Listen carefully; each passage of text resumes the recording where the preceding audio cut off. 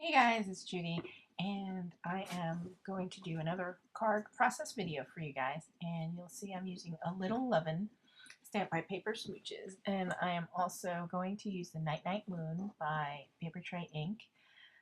So I am going to make a baby card, a girl baby card. So that is the other half of the pink Paper Tray Ink cardstock that I'm using as a card base, scored at 4 1/4. And that pale pink is a basil that I cardstock that I bought at Tuesday Morning recently. And then that pattern paper is also from that Sweet Stack from DC Sweet Matte Stack from DCWV. So I decided to use the image with the mama elephant and the baby elephant. And I'm getting ready to do some Copic coloring. So I use Memento Tuxedo Black ink to ink up the image, stamp the image, because the ink will not bleed with the alcohol-based Copic markers. And I stamped it on a Nina's white, solar white cardstock, which I bought like a whole ream of it. I have a ton of it from Ellen Hudson when she had a sale one time. And so Copic markers I'm using is R20. Then I realized if I put my finger right up to it, it focuses better. So RV23, which is pure pink. So I like to put the colors on the paper first. So the R20 is blush. So I like to, like you can see on the right hand side, I like to put the colors on the paper just to see what it actually looks like, because it doesn't always look the same as the cap. So with these cutesy images, I usually just use two colors that I just try to see, one lighter, one darker, and see how to blend it to look cute, you know, have a little shadowing, but not, I'm no expert at the shadowing by any means. So I just do the light color first, and then I color it a little darker around the edges and any lines that are on the image, and then I will go back with that lighter color and just blend in the two colors. And that's simple, my simple version. Or you can just use one marker and kind of let it dry and color more over the darker areas. Now that's Shock Pink RV04. These are pretty much all the pinks I have, so I'm making do. RV23. So if you are new to Copic coloring, I recommend you getting, you know, at least two within the same family, and then like every other color, because they're you know, if you want like pink, if you do RV04, do RV06, and then 08, kind of, so then they all pretty much would kind of go together to blend nicer. You don't have to have the next one up. I prefer like every other number, if that makes sense to you guys. Anyway, so I decided to do the mama elephant in a little darker shade, just so there was a distinction between the two. It wouldn't be one big blob of pink. And usually for like more detailed images like hair and like those girl images, I will use like 3 different colors instead. Now those are my cutter bee scissors, and I am going to fussy cut around the image, and I like the look of having the white outline around this image, so I'm just fussy cutting. And you notice I am just using my right hand to hold the scissor and then kind of moving the paper around the scissor using my left hand. So I'm not actually cutting down, I'm just kind of moving the left onto the scissor, if that makes sense. So happy with how that turned out. So now I'm just trying to find placements and see how I'm going to arrange the layers on the card. I usually like clean and simple cards, so I do layering. And now I am trying to find, I want to put a little circle behind the actual image, and I am just looking for a circle punch that will go behind the image, large enough to go behind the image. And I think that green one I just showed I had gotten at Ross, like a discount. I don't know the brand name of it. And then I have the scalp one, which is like the same size, so I said, oops, not that one. And that's a 2-inch punch,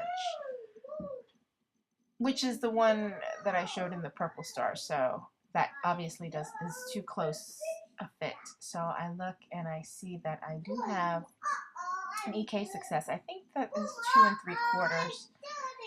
They don't. I should write down what size they are, but because I don't think it's written on the actual punch itself. So there I am. I decided to do a pink circle, and then I will have the pink as also a mat that goes directly on the card base. So that's at 5 1/4 by 4. And that goes directly on the card base, which is 5 1/2 by 4 1/4. Now this is going to be even smaller. It's going to be 5 by 3 3/4. So it's just a 1/4 inch smaller for each. So the reason why I chose the pink behind the pink circle is because I knew I was going to have a pink mat. So it kind of matches or goes. And that's my little box of scraps, which I was so happy to find. The paper tray ink card base, I had a strip of it. So I think I like mistakenly cut too little off one or too much. So I'm laying it out. I'm trying to see. I know I want to use that little strip of paper so it looks like a ribbon, but I want to stamp on it. So normally I would just use a ribbon, but I wanted to stamp a sentiment on it. Because that pattern paper is kind of embossed. It's like a little raised and shiny where those loops are. So I can't really stamp on the image. So I'm looking at my paper tray ink sentiments. I love that phrase, welcome to the world. That's my go-to phrase for baby cards. But I wanted to also include the name of the baby. So I'm kind of looking at all my stamps. I'm going back to the Paper Smooches one, which has a welcome baby sentiment, and I decided to go with that. And of course I am going to heat emboss. Now I cut the strip the length of the light pink cardstock, so it would look as though the matching cardstock, the darker pink, goes flush with the card base, if that makes sense. You'll see it in a little while, rather than just cutting it the width of the pattern paper. I just think it's a more continuous look, if that makes sense. I keep saying that, if that makes sense. Anyway, so clear detailed, clear embossing is my go-to. I think it's Recollections brand, but I'm not too sure. If you're pretty good if it's like a detailed or fine. And I'm just showing you the welcome baby. And I use my embossing buddy to kind of clean it off. I think I used it. Anyway, I think I'm looking for an alphabet stamp now, because I want to, like I said, spell out the name of the baby. And her name is Eloise, but they call her Ellie for short. So I'm trying to decide. I don't think I have enough room to actually stamp out Eloise. So I end up going with Ellie, because the Alpha Dot by Paper Smooches, some letters run bigger, like that E takes up a pretty good amount of space. So I'm just writing Eloise versus Ellie, and then I'm trying to see. It's just one letter, but the O is pretty big, and the S, or 2 letters, right? Well, no, the O and S in Eloise will take up, and 2 E's take up a lot of room. So I just go with the Ellie, because here I'm all those little bitty pieces I do not like to do spell out names. I usually, you see those letters on the right, the circle letters, I got those at Target. I usually use those to spell out the name, but I don't think I have enough room either because of the big circles. I usually use those letters inside the card, but here, there goes the E. And notice I'm using a super huge block, a big block, and then I'm just putting the letters on the corners. So I'm just making sure I don't ink up the E also, because I'm lazy and I don't want to lose any letters. So I'm just doing the corners of the ink block, and there you go. So I won't get stuff inked all over. Because if I spill it all out, first of all, I had doubles, so if I had put it all out on the block, sometimes the spacing doesn't look right. So it really depends on your alpha. And those I's and those L's are so skinny and long, it's hard to manage them on the block. If I put them next to, you know, for the spacing, it looks funny. So here I do heat emboss again. That's why I did the name separate. I bossed it separately. And I'm just putting it together with my ATG gun. And I was thinking about, looking at it, I'm like, maybe I should have done the Ellie in a different color. But, oh well.